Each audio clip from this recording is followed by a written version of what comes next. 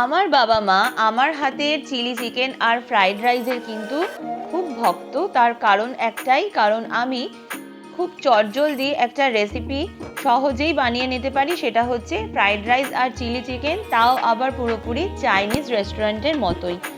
চলুন দেখে নিই তাহলে আজকে আমি কি করে পুরো দোকানের মতো বা রেস্টুরেন্টের মতো রাইসটা বানিয়ে নিচ্ছি। এখানে আমি 800 গ্রাম দেরাদুন চাল নিয়ে নিয়েছি। চালটা কিন্তু 80% কুক হতে হবে, বেশি আমরা কুক করব না।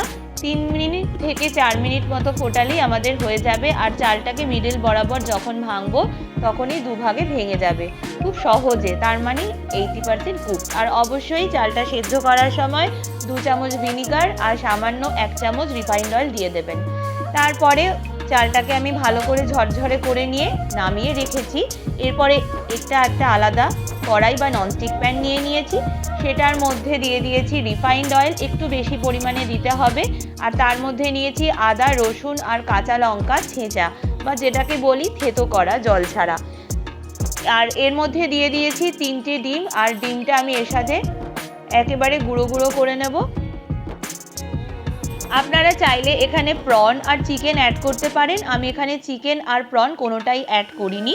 আপনারা চাইলে ঠিক এই সময় অ্যাড করতে হবে, মানে যে সময় আমি ডিমটা দিলাম, তাহলে একটা আদা, রসুন, কাঁচা লঙ্কার একটা দারুণ ফ্লেভার আসে আর খুব সুন্দর খেতে লাগে।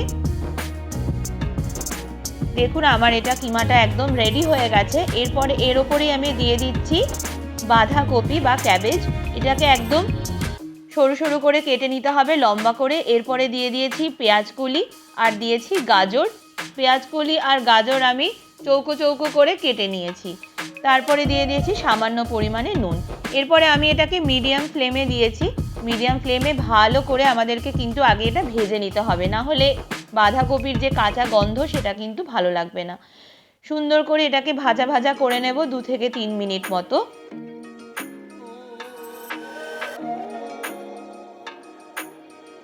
এরপরে আমি এর মধ্যে দিয়ে দেব পেঁয়াজের কিছু কিউবস। পেঁয়াজটাকে ভালো করে 4 ফালা করে নেবেন, তারপরে কিউবসগুলো আলাদা করে নেবেন, মানে পাপড়িগুলো, তাহলেই হয়ে যাবে। এরপর এর মধ্যে সেগুলো দিয়ে ভালো করে নাড়তে থাকবো।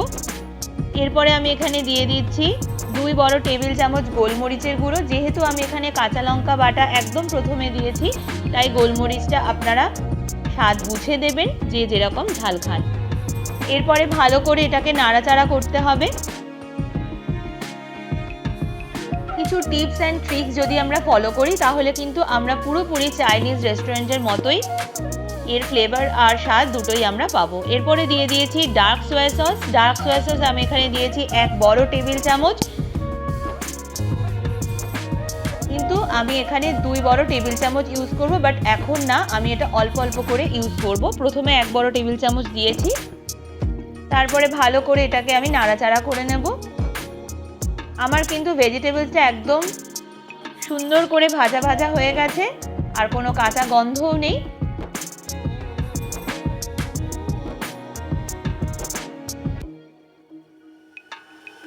এখানে আমি কিন্তু এবার দিয়ে দিচ্ছি রাইসটা, যেটা আমি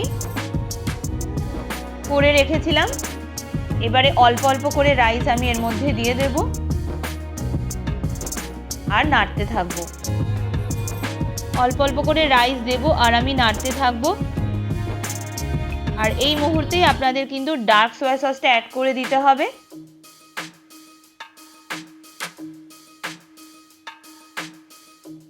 দেখুন কত সুন্দর লাগছে। এরপরে নাড়াচাড়া করতে হবে, এটা কিন্তু খুব সুন্দরভাবে নাড়াচাড়া করতে হবে একদম তলা অবধি, না হলে ভাত কিন্তু লেগে যেতে পারে, তাই খুব তলা অবধি একদম নাড়তে হবে খুন্তি দিয়ে।